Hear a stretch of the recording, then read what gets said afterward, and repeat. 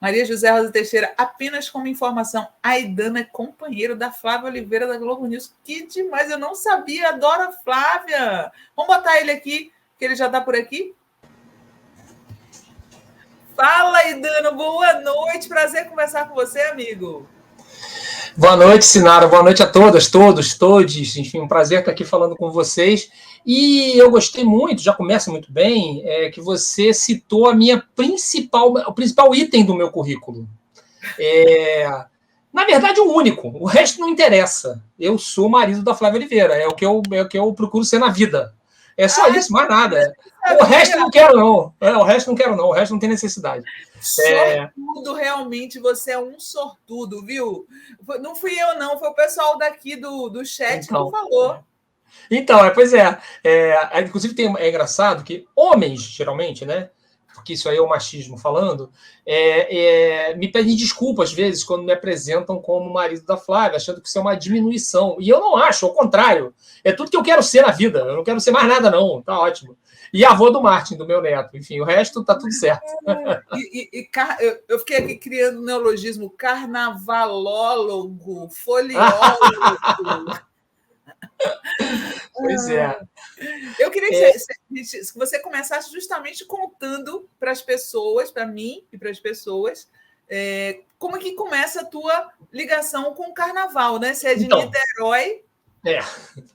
Então, não é uma história muito romântica, mas é engraçada. Eu nasci num dos ajuntamentos humanos mais aborrecidos que existem, que é a elite branca de Niterói. Eu sou de classe média. Niterói, para quem não está no Rio de Janeiro, é uma cidade da região metropolitana do Rio, que tem um alto índice de desenvolvimento humano. É uma cidade de classe média, na verdade.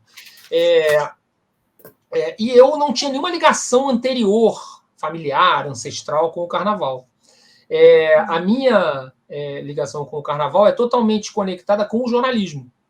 Eu virei jornalista, eu trabalhei a vida toda no Rio de Janeiro, né? Virei jornalista na metade dos anos 80, e eu enxerguei no carnaval, antes de entender os motivos, eu enxerguei no carnaval uma oportunidade de trabalho muito poderosa, muito promissora, porque as histórias do carnaval, sobretudo das escolas de samba, elas não estão contadas, e eu não conseguia, no início da minha carreira, entender como as pessoas estavam perdendo essa oportunidade. Na verdade, é uma decisão, né, da mídia tradicional, que ela é cúmplice do racismo da sociedade brasileira, né?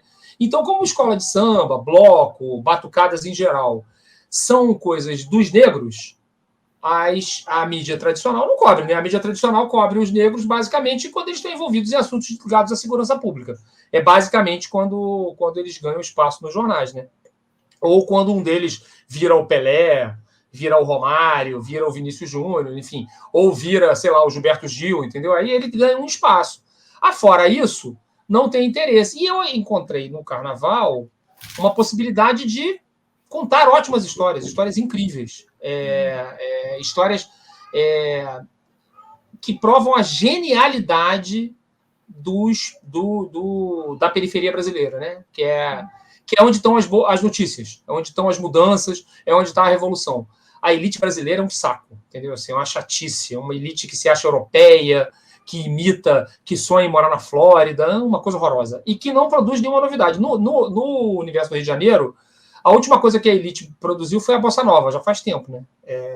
Então, assim, de lá para cá, tudo que apareceu aqui, em qualquer área de bom, foi feito pelos pobres, pelos favelados, pelos periféricos. E as escolas de samba são assim também.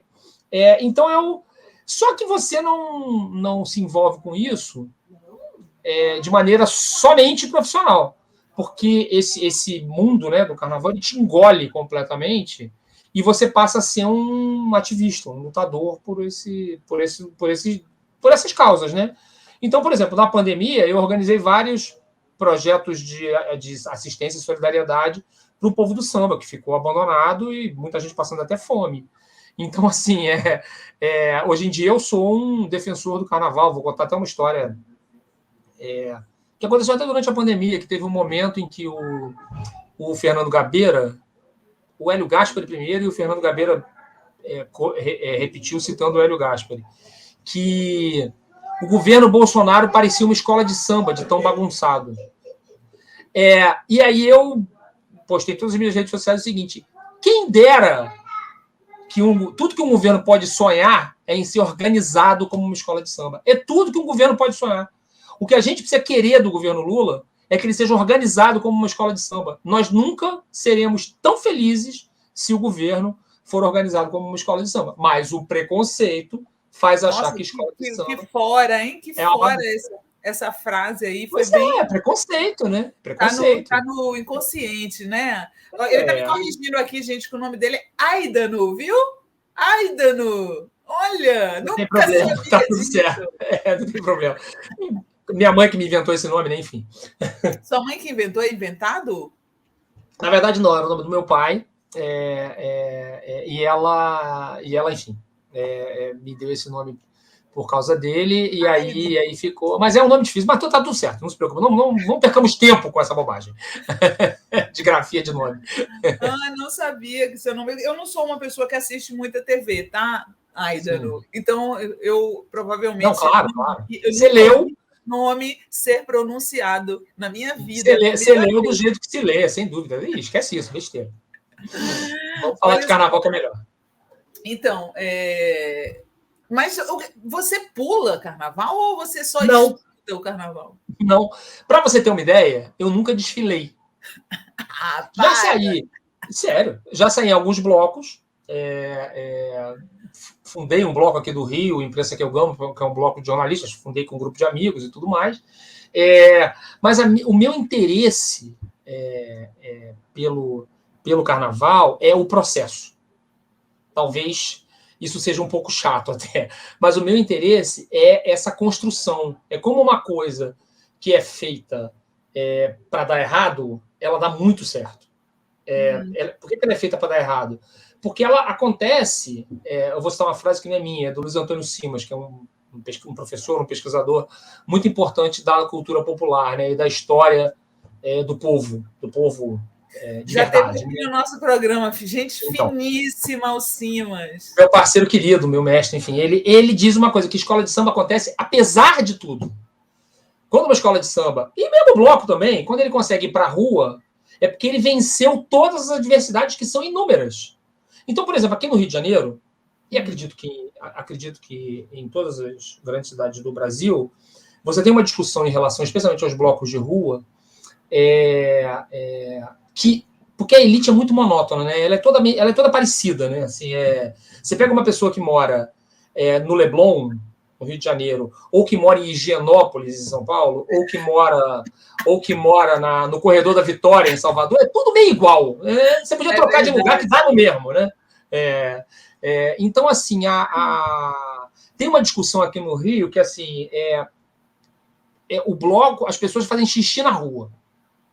Então, assim, e o trânsito fica muito ruim, o trânsito. Então, assim, os blocos do Rio de Janeiro, eles trazem para a cidade um movimento que chega perto da dezena de bilhões de reais. São injetados na economia do Rio de Janeiro na época do carnaval. A época dos blocos é uma época estendida, né? Os blocos começam lá no início de fevereiro e vão até muito além do carnaval.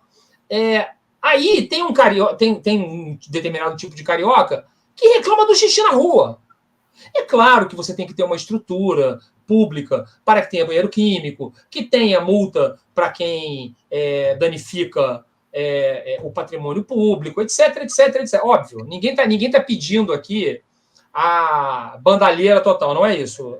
Mas você prestar muita... É você ser muito mesquinho, você querer proibir uma manifestação por conta de meia dúzia de gato pingado, geralmente homens, né? Porque, como eu aprendo aqui em casa, sempre é homem fazendo omisse,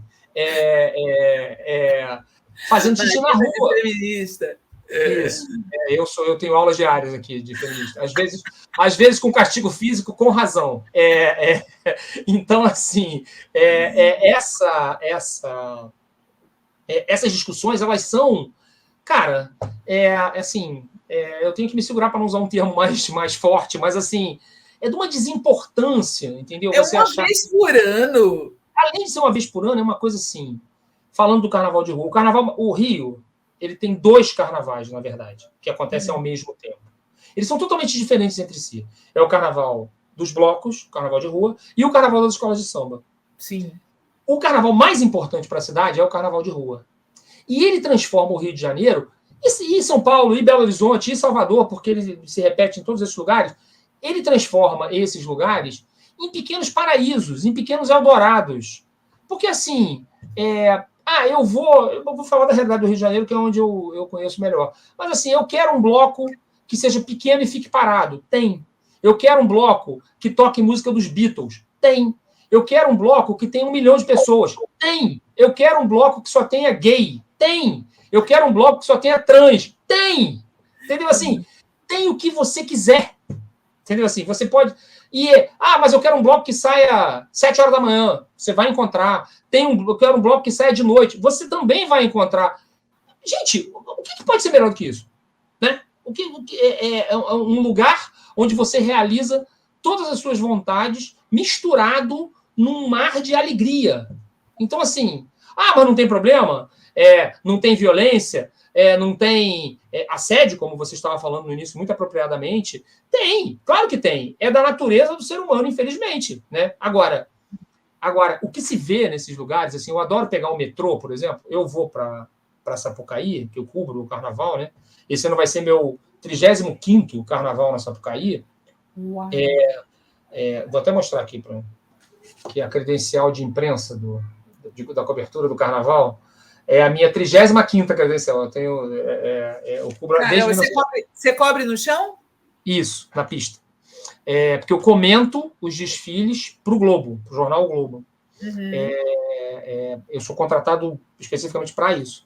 E aí, assim, eu quando pego o metrô, é um prazer enorme observar aquelas pessoas. A pessoa está vestida assim, sei lá.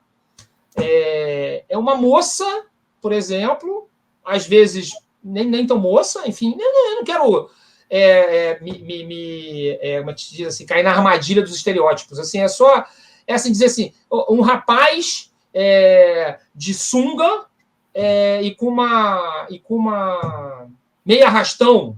Tem, por exemplo, entendeu? É a moça que está vestida Deixa eu botar uma foto aqui para ilustrar a sua... Bota isso. A foto dos meninos de saia de tule, que está na moda no Carnaval de Salvador. Coloca aí, Gui, os meninos desfilando, saiu no Portal UOL, já achei isso, demais. Olha aí. Pois é. Então, assim, você entra no metrô no Rio, você encontra figuras como essas. Gente, devia ser assim o ano inteiro, entendeu? Assim, é tão... Dá um calor no coração de você ver, sabe, as pessoas nessa alegria, nesse contentamento. Então, assim, como é que alguém pode ser contra isso? É ser muito de mal com a vida para ser contra um negócio desse, entendeu? E que não acontece o tempo todo. Foi o que você falou. O que é mais legal? Você entrar num transporte público e ver gente vestida como esses 2 rapazes? Ou como as moças que eu estava descrevendo? Ou aquele que saiu de geleia da Shakira, sim, você viu? Sim, tem. Ou então não, você encontra gente de terno. É legal encontrar gente de terno. Entendeu? Assim, que não é uma roupa nem brasileira, é uma roupa europeia, que não era nem para ter aqui. Entendeu? Então, assim,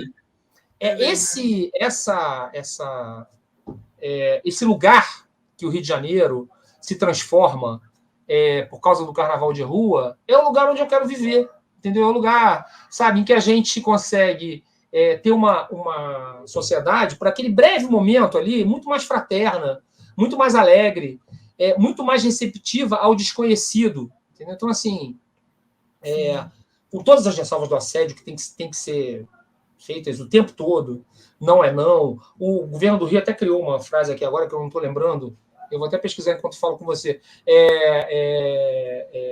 Respeite a decisão. Se não, respeite a decisão, acho que é isso. E aí, assim,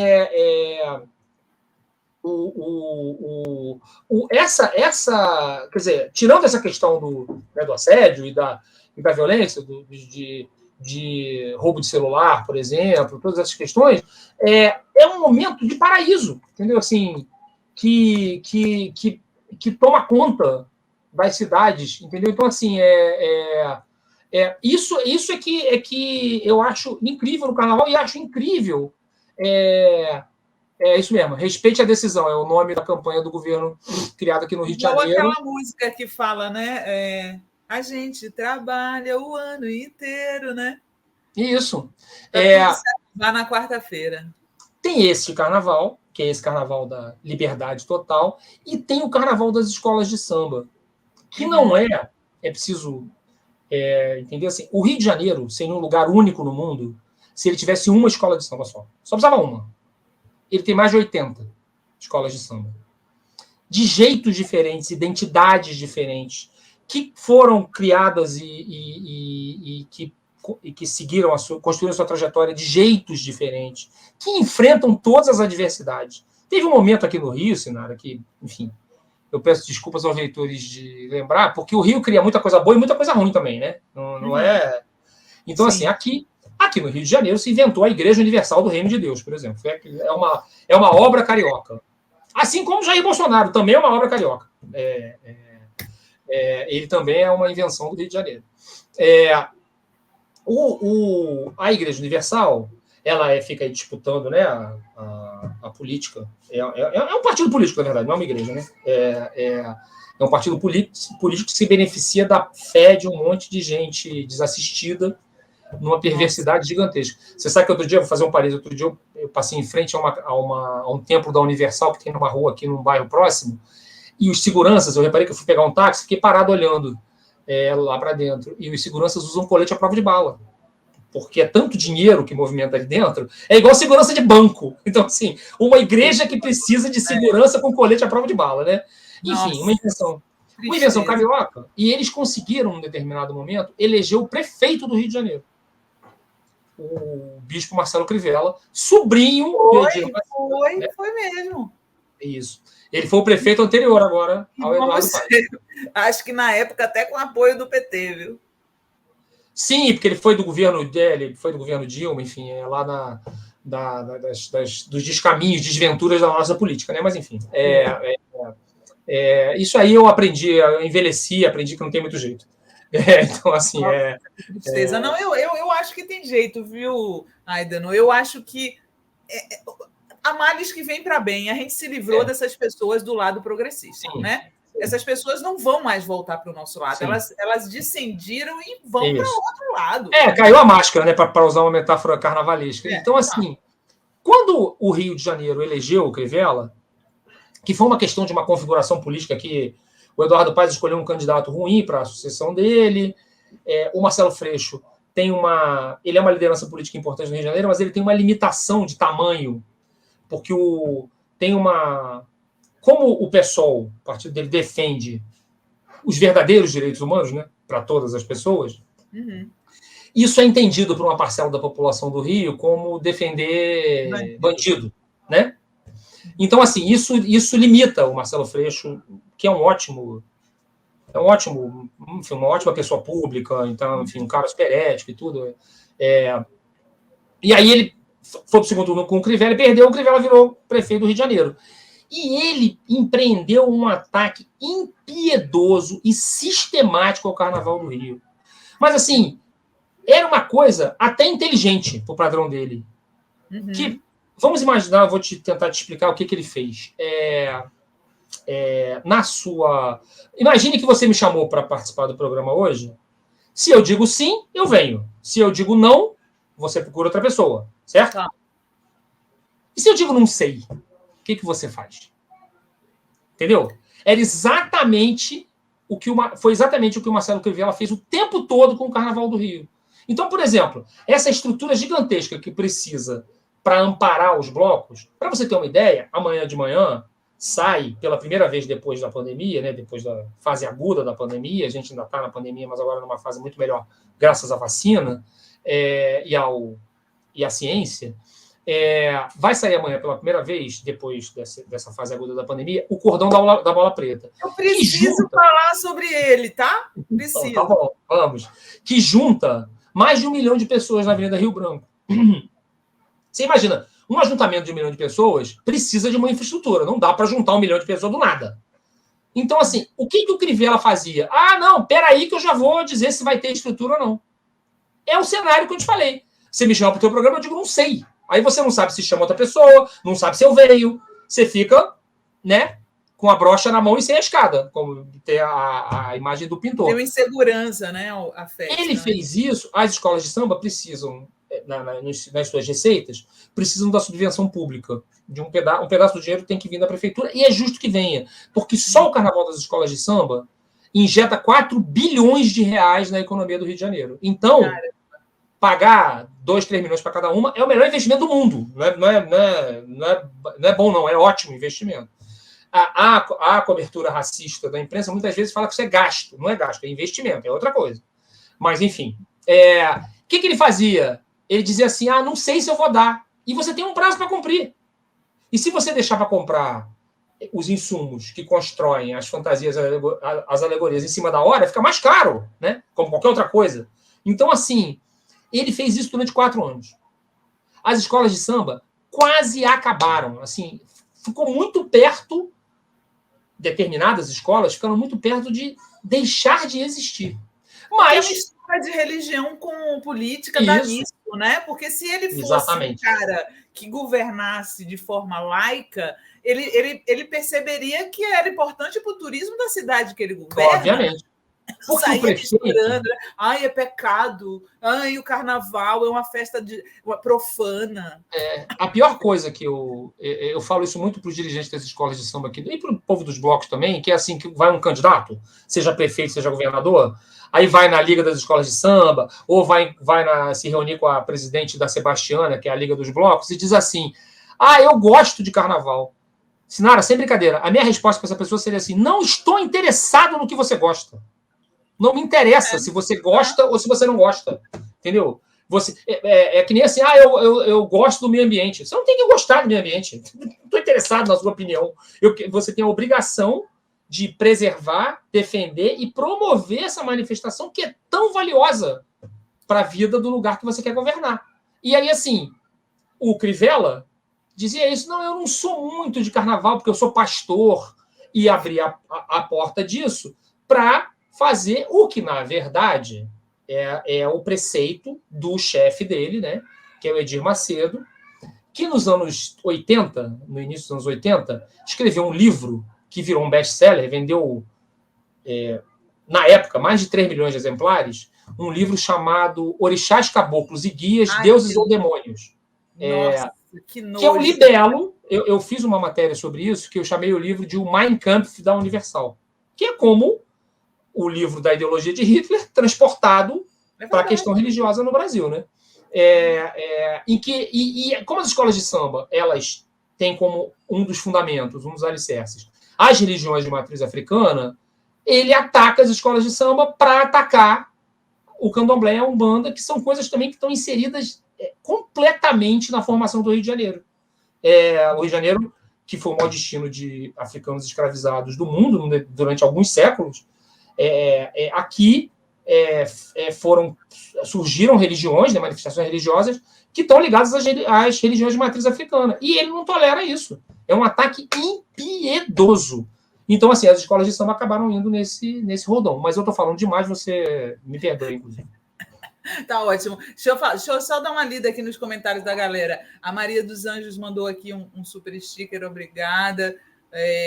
Aí tem um monte de gente aqui, ó. Maria Angélica de Belli, boa noite, Aidano. Maria José Rosa Teixeira, Aidano, você é um sortudo, ainda pelo casamento com a Não, com certeza. Haroldo Lacher, não sabia que ele era marido da comentarista política que mais admiro na Globo News. Esse nosso entrevistado é um cara de sorte mesmo.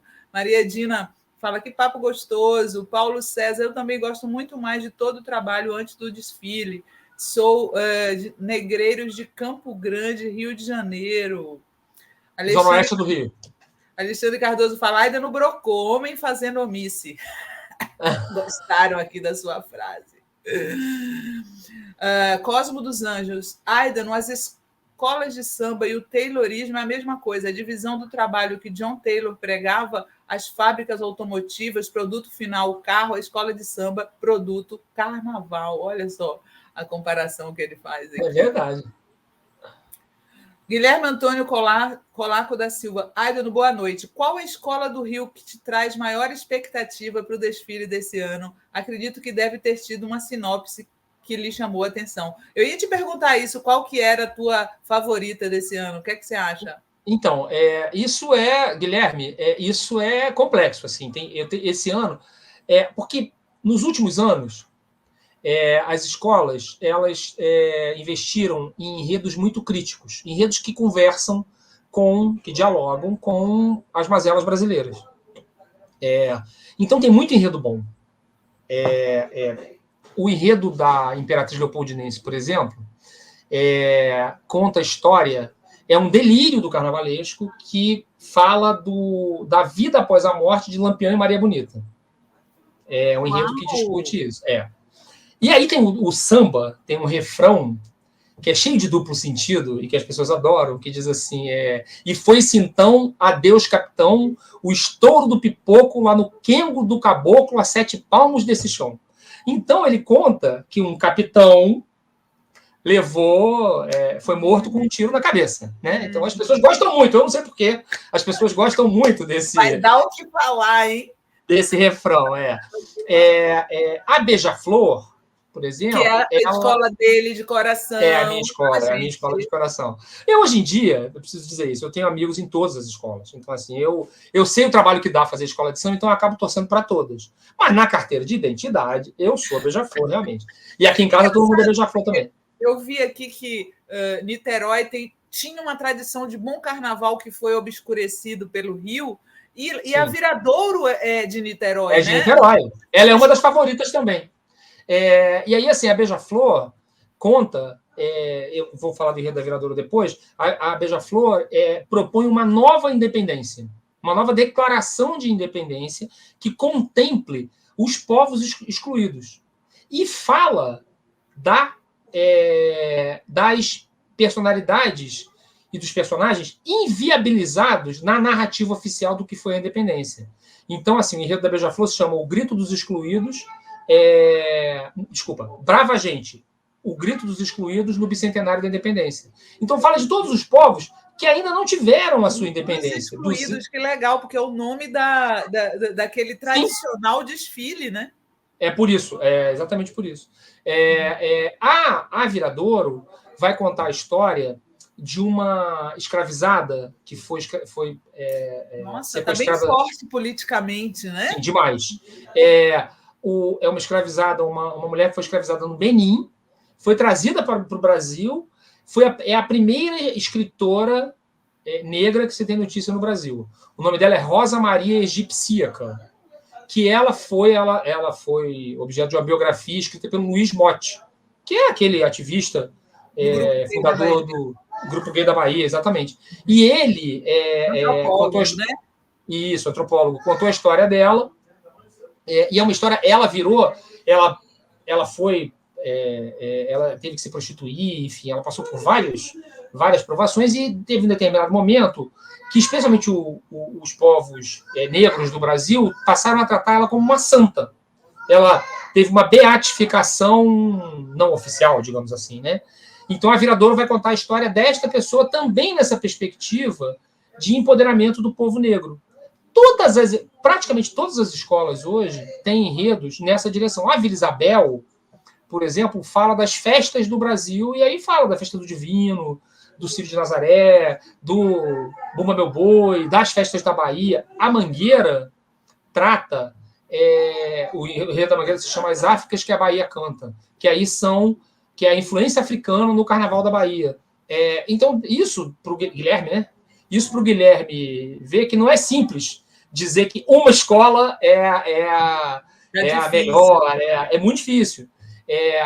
O Carnaval Carioca já está há 5 anos nessa pegada crítica em relação E bem africanizado, né? Bem africanizado. Voltando bastante à ancestralidade, isso aí. A atual campeã do Carnaval, que é a Grande Rio, ano passado ela fez um enredo sobre Exu, que era um libelo contra o preconceito que Exu, especificamente esse orixá, sofre por conta de ser associado de novo pelas igrejas neopentecostais, ao diabo, quando o diabo nem existe no candomblé, na Umbanda, não tem essa figura. É o mensageiro, né? O Exu é mensageiro. Exu é mensageiro, exatamente.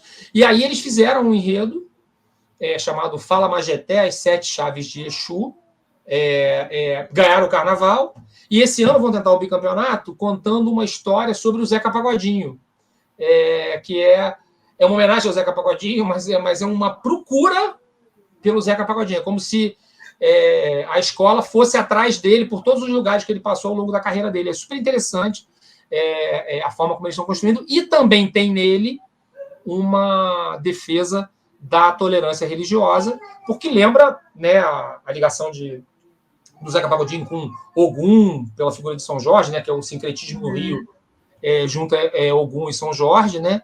Então, assim, todas as escolas hoje, elas têm enredos com essa pegada, com as agendas urgentes do nosso planeta, na verdade, né?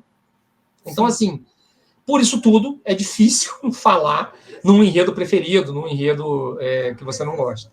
Antes da gente passar para a história do cordão, que eu quero citar com ele, eu queria mostrar um tweet do Aidano. Coloca aquele tweet dele falando sobre os camarotes, Gui.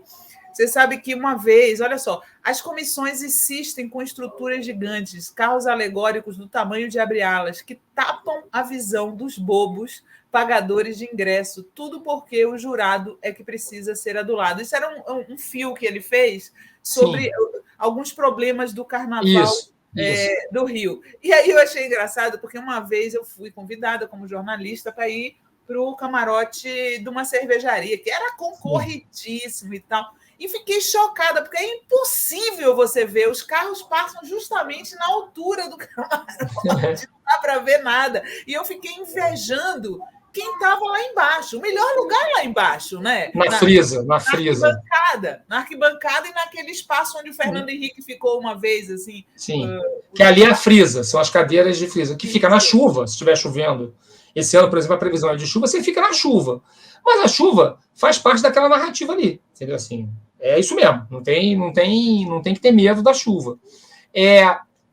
A Sapucaí atrai vários tipos de público. O que acontece na pista é uma competição dramática entre as escolas de samba.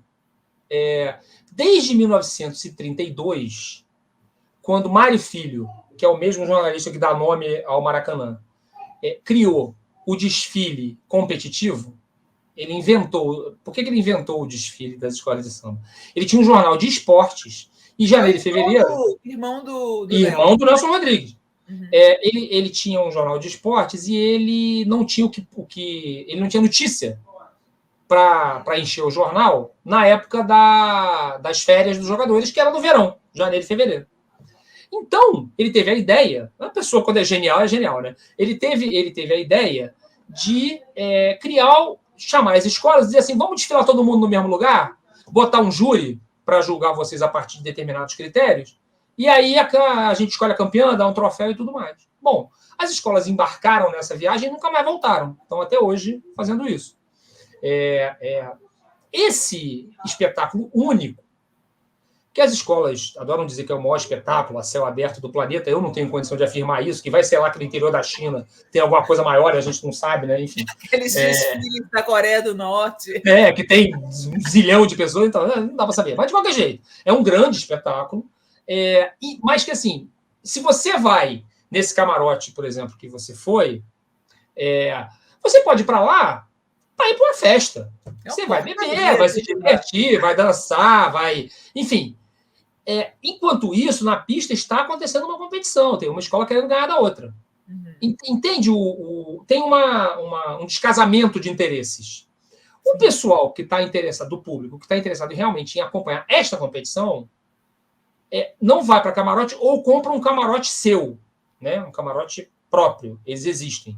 É um espaço menor, evidentemente, que um camarote desses como o que você foi, mas eles existem também. Você vai lá assistir aquela competição e vai acompanhar a disputa que enfim, tem 1000 fundamentos, 1000 regras, essas coisas todas. E aí essa disputa, né, ela é muito emocionante, né, ela é muito interessante, ela tem vários aspectos. A gente faz aqui uns 10 programas desses falando de todos esses aspectos, né? Mas eu respeito também se você, por exemplo, se uma pessoa como você for lá para... eu tô afim de ir lá para ver se eu arrumo um namoro de ocasião, enfim. Não tem problema. Lá na Bahia a gente chama de curtição de carnaval. Isso, você vai lá só para curtir, não está interessado lá, que é a Beija-Flor quer ganhar da Mangueira, que quer ganhar da Viradouro, que quer ganhar da Portela. Isso aí, essa coisa aí dessa gente aí do Rio de Janeiro, não estou interessado. Eu não vejo problema nenhum nisso, entendeu? A questão que eu cito nesse tweet, que é uma coisa muito específica, é porque ela é um problema do formato da disputa que acaba prejudicando quem quer assistir ao desfile. Exato. Porque há uma preocupação muito grande em agradar ao jurado. Quando, na verdade, e aí fala minha alma de repórter, não me importa que você queira me dar a notícia, eu tenho que apurar a notícia, independentemente de você querer me dar ou não. É assim que funciona. É assim que devia funcionar também a relação do jurado da escola de samba com a escola de samba, entendeu? E ela não funciona assim, infelizmente, porque tem uma coisa aí envolvida nisso, também bem complexa, que é uma eterna subserviência, uma tentativa de subalternizar o povo preto, entendeu? Então, assim, as escolas querem ganhar a disputa e aí se concentram nos jurados, em vez de valorizar os seus artistas e obrigar os jurados a darem o jeito deles para ver o que está acontecendo. Tem um parâmetro invertido nessa história, mas que é uma briga enorme, porque também as escolas de samba não são todas iguais, não são comandadas por pessoas todas iguais. Você tem, por exemplo, no comando das escolas de samba do Rio de Janeiro, muitos eleitores do ex-presidente da República, ainda hoje. E aí até uma coisa... Ainda tem a história dos bicheiros, né? Eles ainda mandam muito nas escolas. Mandam. Eu vi que a Grande Rio é daquele cara, daquele bicheiro que é, inclusive, acusado de assassinato, né? Não, a Grande Rio... Não, a Grande Rio... Né? Não, a Grande Rio é do... Aquele bicheiro que foi preso recentemente, deixa eu só te dizer o nome dele. Fala o nome dele que eu te digo qual é a escola. Então, essa figura também é uma outra coisa que dá um programa inteiro. Os banqueiros do Jogo do Bicho no Rio de Janeiro, eles praticam uma atividade... Rogério Andrade. Não, Rogério Andrade é a Mocidade Independente de Padre Miguel. Mas ele hoje está afastado da escola muito porque está preocupado em não ser preso, em ficar vivo, etc. A figura do banqueiro de bicho na escola de samba, ela precisa ser observada pelo lado policial, não tem conversa. Pelo lado jurídico, pelo lado da justiça, não tem conversa. Entendeu? Assim, eles praticam uma atividade ilegal e deveriam estar todos presos, ou, enfim, condenados lá e tal. Mas, enfim, a gente pode citar aqui um sem número de pessoas das mais variadas atividades que deviam estar presas e não estão, né? No caso dos banqueiros de bicho, eles se juntaram às escolas de samba já há muito tempo. O primeiro banqueiro de bicho a se unir a uma escola de samba foi Natal da Portela, Natalino José do Nascimento, que era o bicheiro da região de Madureira e de Oswaldo Cruz, onde está a Portela, nos anos 40 do século passado. Então, assim, foi o primeiro bicheiro que chegou numa escola de samba. O Castor de Andrade chegou Castor de Andrade, que é tio do Rogério Andrade, chegou na Mocidade Independente nos anos 60. O Anísio Abrão Davi chegou na Beija-Flor também nos anos 60, e por aí vai. É tudo muito antigo. A gente até falou aqui sobre um documentário que está na Globoplay sobre os bicheiros, né? É Globoplay ou é outro? Doutor Castor? Não. Não, aí dá um panorama geral sobre o jogo do bicho e fala da influência dele. O que houve, nas escolas de samba, né? Houve uma época que eles eram bem folgados, né? Sentavam para negociar. Porque, na verdade, o que aconteceu? Eu pesquiso muito o jogo do bicho também, por ser jornalista no Rio de Janeiro, não tem muito como não falar desse assunto, né? Como o bicho é uma atividade marginal... Mesmo. O bicho pegou Lei da Selva. Lei da Selva, sim, do Pedro Asbeg. Eu até dou entrevista também nesse documentário. Os bicheiros exercem uma atividade marginal. As escolas de samba são tratadas como uma arte marginal. Então, assim, por exemplo, o Neguinho da Beija-Flor não tem o status como cantor que tem, por exemplo, sei lá, o Roberto Carlos. Sem comparação de tamanho. Deveria, na sua opinião. Deveria. Ele é um cantor que canta, especialmente, um gênero musical, que é o samba enredo, que não é respeitado. Aí a gente volta lá no início da nossa conversa em relação ao racismo. O samba enredo é um gênero desvalorizado como música. A bossa nova é muito mais valorizada do que o samba enredo. Independentemente de gosto. Né? Aqui não está se discutindo se prefere um, prefere outro, enfim. Você não tem essa... Tanto que a palavra sambista, ela muitas vezes é usada para desvalorizar o artista. Então, por exemplo, chamam o Cartola, Angenor de Oliveira, fundador da Mangueira, autor de As Rosas Não Falam, autor de Sala de Recepção, autor de O Mundo é um Moinho, enfim, de músicas incríveis da música popular brasileira, chamam ele de sambista porque não permitem que um negro da favela seja igual ao Chico Buarque, esteja na mesma prateleira do Chico Buarque. Nossa, você acha isso? Para mim, o Cartola está até acima do Chico Buarque. Nossa, para mim, Cartola é... Nossa, eu já fiz até esse desejo de, quando eu estiver morrendo, botar em Cartola para eu ouvir. Então, eu sou super fã, pelo amor de Deus, ninguém me entenda mal, eu sou super fã do Chico Buarque. Sim. Misericórdia, não tem nada a ver com isso. É o tal do privilégio branco, né? Completamente. Então, assim, e o Cartola, além de ser, vou fazer um parênteses aqui para dizer uma coisa que eu sempre falo, o Cartola, além de ser esse compositor genial, ele era um homem de marketing genial.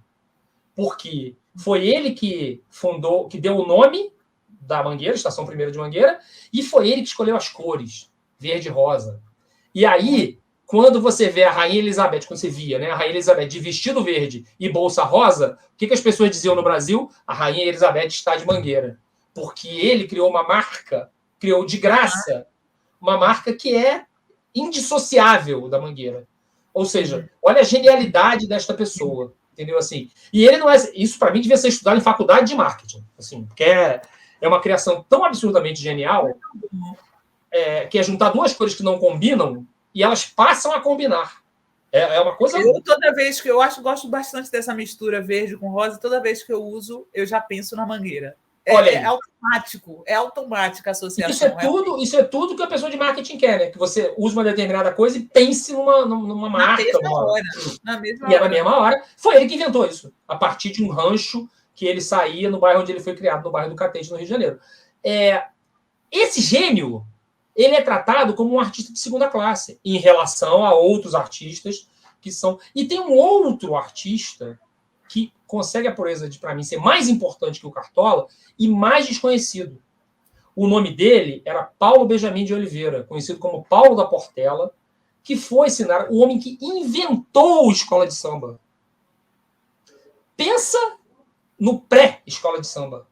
Ele inventou a escola de samba porque o ritmo do samba é um ritmo que faz você, para dançar, você anda, você caminha. Sim. O tango, por exemplo, é circular. O samba, ele é uma caminhada. Então, assim, por isso, Paulo da Portela imaginou um cortejo. Por isso que a escola de samba é um cortejo. Começa aqui e acaba lá na frente. Esta pessoa, eu garanto para você que 90% dos seus espectadores não devem nem nunca ter ouvido falar de Paulo da Portela. Porque ele é um artista absolutamente invisibilizado. Acho que aqui o povo está falando tanto da Portela que eu acho que eles devem conhecer. Tá aqui, ó, Cosmos dos Anjos. Sinara Portela vai comemorar os 100 anos de vida. É o centenário da Portela. O enredo da Portela é o centenário. Ela faz 100 anos em 2023. Então, assim, essa discussão, o artista do carnaval, ele é um artista de segunda classe. Então, por exemplo, o Leandro Vieira, carnavalesco hoje da Imperatriz. Já disseram que é gênio e tal. Isso. O Leonardo Bora e o Gabriel Haddad, que são carnavalescos da Grande Rio. Ou o maior carnavalesco de todos, Joãozinho 30, que foi carnavalesco da Beija-Flor tantos anos, do Salgueiro, da Grande Rio, da Viradouro. Eles nunca foram alçados à categoria em que eles merecem estar. que é de artista plástico. Eles são artistas plásticos, como de Cavalcante, como de Janira, como, enfim, Portinari, como os artistas plásticos do Brasil. E eles são olhados porque eles fazem parte de uma manifestação que é do povo preto, do povo periférico, e a gente do Brasil, que se acha a Europa com índices sociais de Serra Leoa, acha que não pode valorizar o que tem de melhor. A gente ainda nem chegou nos blocos e já estamos... Vamos. Já está no finalzinho. Maria dos Anjos, aí não, Aidan, o Coiso não é carioca igual a nós, não, nem fala igual a nós, credo. É verdade, ele é paulista, na verdade. Ele é paulista, mas foi eleito seguidamente pelo Rio de Janeiro durante 30 anos. Exatamente. Paulo César, esse Aidan eu nunca tinha visto, agora não perderei da minha vista, o seguirei. Simon Slumbo, que bacana saber isso tudo, que legal, o pessoal está adorando você aqui, viu? Legal, Carnaval da Sapucaí virou carnaval para a burguesia dos camarotes assistir, o povão fica na aérea que quase não dá para assistir. Eu complexo também, complexo. Eu juro para você que do camarote eu fiquei invejando a arquibancada, porque parecia muito mais divertido. Eu não consegui ver nada, gente, eu estava lá e não consegui ver nada. Olha só, eu quero... Antes da gente passar para os blocos, ainda tem mais uma coisinha que eu preciso perguntar para o Aidan. As mulheres que você homenageia, as rainhas da bateria, Sônia Capeta. Eu peguei a foto dela. Coloca aí, Gui, a foto da Sônia, que é uma olha que maravilhosa, né? Rainha da bateria. E aí ele também fala da Viviane Araújo, que eu não sabia que ela tinha uma origem tão verdadeira, assim, porque depois tem uma época que começam a chamar só gente famosa para ser rainha da bateria, né? E aí eu quero emendar com um assunto para a gente otimizar nosso tempo. Eu quero emendar que agora apareceram, gente, reis da bateria. Eu nunca tinha visto isso. Olha só, coloca o título da matéria. Rei de bateria no carnaval, homens assumem posto e se destacam. 3 escolas de samba da Série Ouro do Carnaval do Rio resolveram substituir as mulheres como rainhas de bateria durante os desfiles. Segundo eles, ainda há preconceito. Tem uma foto dos reis da bateria aí, né, Gui? Coloca eles aí. Isso aí. Eu confesso a você que eu sou um pouco mais tradicionalista. Não, é isso aí, assim, o carnaval, ele tanto quanto possível, ele é muito diverso, ele é muito tolerante em relação a... Pode tirar, Gui, pode tirar. O lugar mais legal das escolas de samba não é a Sapucaí, é a cidade do samba. É um lugar que quase ninguém, nem os cariocas conhecem direito, que é um lugar onde são construídas as alegorias e as fantasias, nos barracões das escolas. E nesses lugares há uma diversidade muito grande. O carnaval tem uma aceitação muito, muito generosa, muito boa a trans, ao povo todo LGBTQIA+, enfim, a portadores de deficiências variadas, todo mundo trabalha nas escolas de samba, porque o Martim da Vila, para citar logo, já que a gente está falando de gênio, vamos falar de mais um, que é o Martim da Vila. Ele diz uma coisa muito interessante: você faz escola de samba com quem quiser fazer. Entendeu? Assim, você faz escola de samba com quem quiser fazer. Então, se você quiser fazer, pode se chegar que vai ter uma coisa para você fazer. Entendeu? É uma frase genial, como tudo que o Martim da Vila faz, né? Em relação às rainhas de bateria, eu vou resumir numa história para a gente poder, como você disse, otimizar o tempo. Teve um ano que a Mocidade Independente pagou R$1 milhão para Cláudia Leite ser rainha de bateria. Cláudia Leite. Eu acho isso um absurdo. Então, estrela do Carnaval Baiano, a escola tomou a decisão dela e resolveu botar ela para ser rainha de bateria. R$1 milhão! E aí você imagina o seguinte: poxa, a Cláudia Leite, né, uma estrela internacional, até vai chegar, vai arrasar, vai ser um sucesso na Sapucaí. Só que a Sapucaí é um território muito misterioso, de certa forma. Tem as suas manias. E aí o que aconteceu? No ensaio técnico, que é um ensaio que a escola faz na Avenida todo ano, ela foi flagrada no ensaio técnico à frente da bateria da Mocidade, que não por acaso é a bateria mais famosa do Carnaval, que é a bateria que está homenageada na música da Elza Soares, Não Existe Mais Quente. Lá vem a bateria da Mocidade Independente, Não Existe Mais Quente, Não Existe Mais Quente. Em frente a esta bateria, a Cláudia Leite me faz o favor de ser flagrada com um tapa-ouvido. Ela botou tapa-ouvidos para desfilar como rainha de bateria. Ah, não prestou, né? Como se diz hoje em dia, né? Não prestou. Ela caiu em desgraça. E aí, quem é que brilhou no ano em que a Cláudia Leite seria a grande estrela do carnaval? A rainha de bateria da Mangueira, que é uma rainha de bateria chamada Evelyn Bastos, que é do Morro de Mangueira. Nascida no Morro da Mangueira.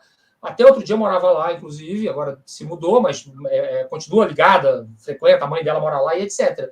Então, o carnaval produz essas mágicas. Você traz uma estrela que tem até avião, a Cláudia Leite veio, eu lembro na época. Não tem nada a ver com o carnaval do Rio de Janeiro. Veio com o avião dela para pagar mico na Sapucaí, enquanto uma favelada faz muito mais sucesso do que ela. A Sônia Capeta, que você mostrou a foto dela aí, é o mesmo caso. A Sônia, eu conto na matéria... Bota ela de novo, porque ela é tão maravilhosa e a história que ele conta é tão linda, né? Ela é faxineira de uma... Essa faxineira de empresa, né? Essa faxineira de trabalho em prédios públicos, prédios comerciais, né? E ela era faxineira de uma empresa de limpeza, estava trabalhando na Escola de Comunicação da UFRJ e foi reconhecida por uma aluna que tinha ido na Beija-Flor, no ensaio da Beija-Flor, e viu ela lá. E aí ela foi homenageada, as pessoas ficaram deslumbradas com uma rainha.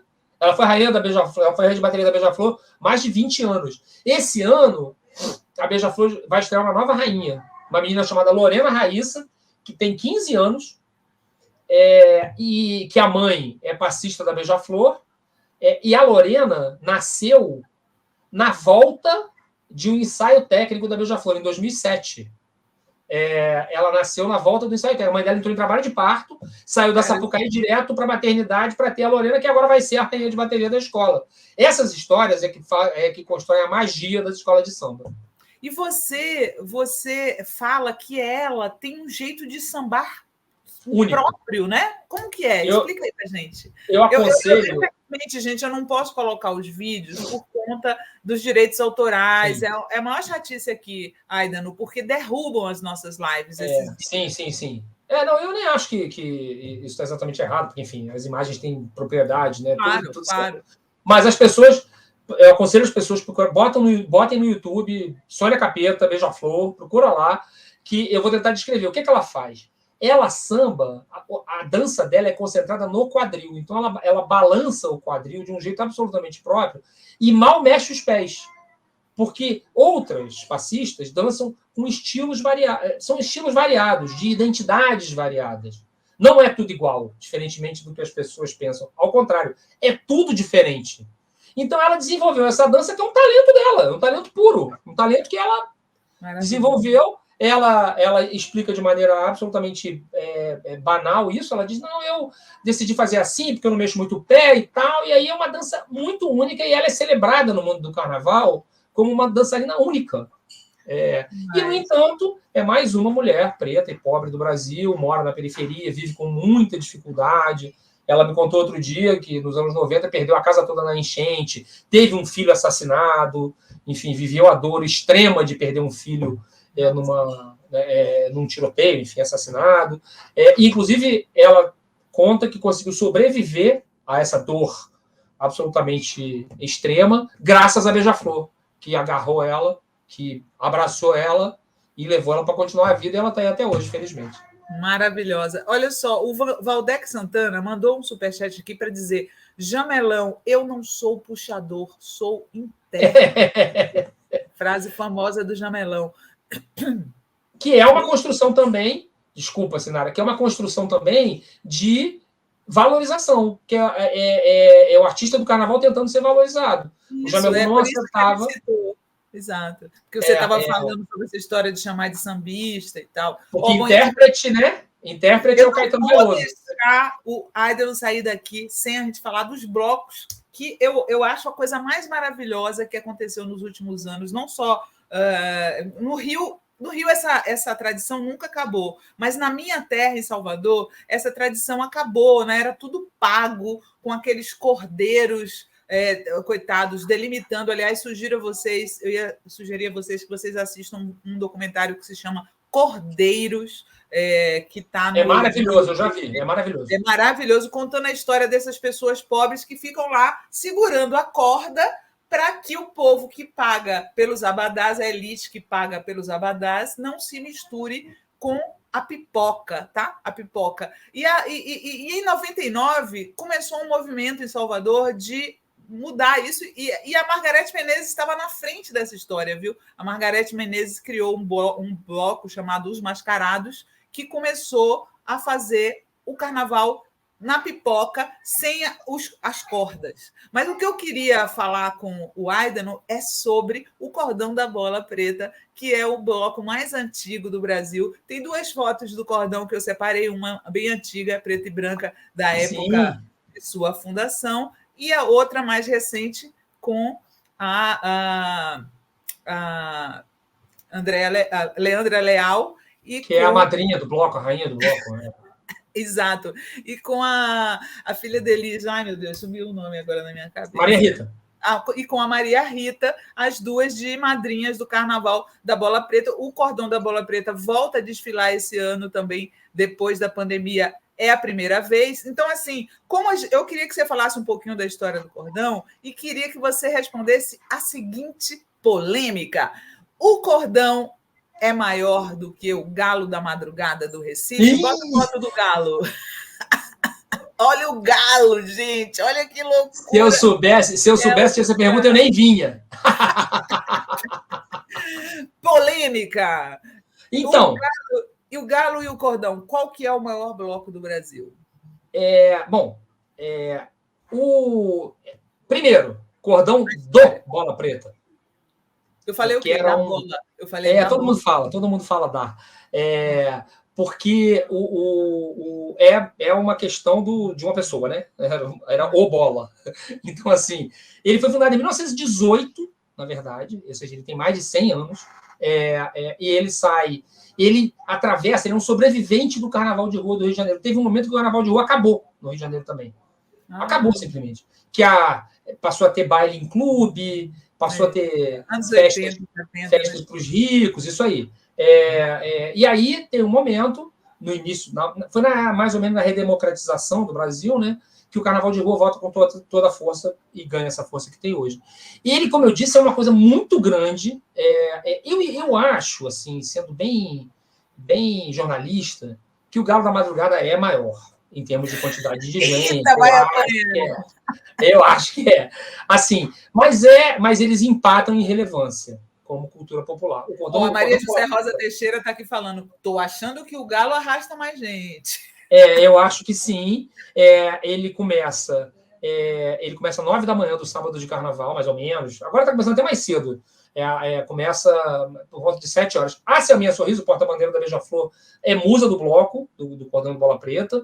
Ele sai na Avenida Rio Branco, que é uma espécie de catedral do Carnaval do Rio, porque ao longo a Avenida Rio Branco ela foi aberta nas obras do Pereira Passos, né, quando ele imaginava, um prefeito que teve no Rio, que imaginou o Rio como uma Paris tropical, e fez até uma coisa muito, muito ruim em termos de... expulsou os pobres, né? Assim, ele é um dos responsáveis pelo crescimento das favelas e da desordem habitacional do Rio de Janeiro, porque os pobres viviam todos no centro do Rio, em cortiços, e ele, para limpar, com todas as aspas, né, aquela coisa higienista, né, de tirar os pobres do caminho, mas o fato é que ele abriu ali a Avenida Central na época, hoje a Avenida Rio Branco, e que por ela passaram as escolas de samba, por ela passam vários blocos de rua, e por ela sempre passou o Cordão do Bola Preta, que é essa coisa gigantesca, muito popular, que revelou vários artistas se descobriram artistas na bateria, na batucada do Cordão do Bola Preta. Ele tem uma sede também no centro do Rio, ali na Rua da Relação, que é uma rua entre o centro e a Lapa, assim, na divisa entre o centro e a Lapa, faz espetáculos o ano inteiro, e certamente, entre os blocos do Rio, tem muitos blocos com muita importância cultural, né? O Cacique de Ramos, o Bafo da Onça, o próprio Simpatia Quase Amor, hoje já tem uma importância, apesar de ser bem mais novo, já tem uma importância grande como o seu bloco, né? Não, a Imprensa que Programa é um bloco de jornalistas, enfim, é só divertido, por enquanto. E o Cordão da Bola Preta é um ícone do Rio de Janeiro. Ele é um ícone do Rio de Janeiro, como o Cristo Redentor, como o Pão de Açúcar, ele fica uma praia de Copacabana. É absolutamente importante. Atravessou todos esses... Ficou 2 anos sem sair, né? 2021, com o isolamento da pandemia, e 2022, quando o Carnaval de Rua do Rio de Janeiro continua não acontecendo, porque em fevereiro do ano passado a gente ainda estava muito paralisado pela pandemia. E esse ano está de volta e vai ser o Galo da Madrugada que corre atrás, porque vai ser muita gente no Cordão da Bola Preta amanhã, com certeza. Oh, que vontade que me deu, viu? Ô, gente, acabou que falamos tanto aqui que não mostrei os livros do Aidano que eu queria mostrar para vocês. Tem o livro dos blocos de rua do Rio de Janeiro. Coloca aí, Gui, por favor, aqueles 2 juntos que eu pedi. Dos blocos de rua, que ele faz o texto e tem fotos, né? Sim, isso.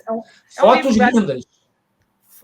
São 2 volumes, estão vendo? Vocês podem encontrar aí nas livrarias ainda. E agora tem esses cadernos do samba que o Aidano é organizador, e aí tem vários autores, né? Olha só que legal. Coleção isso aí, são 9 livros, eu escrevi 2 desses 9 e organizei os outros. Quero fazer uma correção aqui, você estava certa, Sinara, tá vendo? Quando eu falo que o homem faz omisse, você não me acredita. Tá vendo? A Flávia que me corrigiu aqui. É o Cordão da Bola Preta. Eu confundi os gêneros, você estava certa.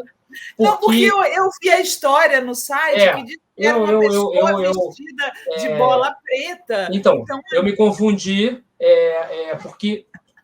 Valeu, Flávia! Tá nóis! Então, tá vendo? Aí que todo mundo que fica achando que é importante ser marido da Flávia Vieira, como ela, tá vendo? Olha aí. A gente dá a informação correta, que é o Cordão da Bola Preta, sim. A história do O Bola é porque é uma confusão muito feita por causa do cordão. Então, misturam. Você vai no Bola Preta, entendeu? Sim.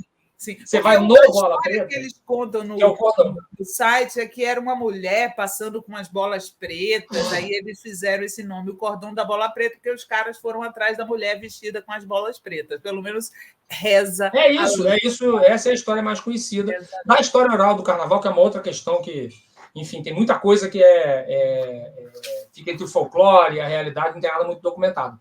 Sobre os cadernos de samba, estão à venda ainda. Eles foram publicados pela editora Verso Brasil, da minha querida amiga Valéria Lamego, uma irmã que eu tenho, niteroense como eu. E aí tem lá as histórias de Mocidade, Portela, Beija-Flor, Salgueiro, Vila Isabel. Tá faltando uma que eu esqueci qual é agora. Peraí, vou olhar aqui para poder te falar. Salgueiro, Portela... Mocidade, Beija-Flor, são essas. E Império Serrano. E mais livros sobre porta-bandeiras, perfil de 11 porta-bandeiras fundamentais da história do nosso Carnaval, livros sobre inventores do Carnaval, gente que inventou coisas muito emblemáticas do Carnaval, como o Cartola e o Verde Rosa, ele está nesse livro. E um livro que eu tenho muito carinho, escrito pelo João Pimentel, a partir de uma proposta minha, que é Marcadas para Viver, que são 5 escolas de samba pequenininhas que lutam muito para se manter vivas, muito longe da Sapucaí, assim, que ninguém de fora do Rio conhece e tudo mais. É isso. O Luiz Cláudio Fênix fala, não se compara, o Galo é maior e é intocável, animado, vários trios elétricos, o Bola fica parado e é sem graça. Olha aí. Também não precisa, né? Não precisa atacar, né? Desenhar, né? A Miriam Resistência fala, como é bom ouvir uma pessoa com tanto conhecimento e histórias do Carnaval. Leve, ótimo papo. Almir Santana, boa noite aqui acompanhando essa aula maravilhosa. O pessoal te adorou aqui, viu? Muito obrigado. Te ouvindo. Mas a gente já estourou nosso tempo aqui, a gente só vai dar tempo do Aidano falar sobre as dicas. Vocês sabem que todo mundo que vem aqui no programa traz dicas culturais para vocês, né? E ele trouxe 2 dicas. A primeira é a série de humor Encantados, que está na Globoplay. Coloca o cartaz aí para a gente, Gui, por favor.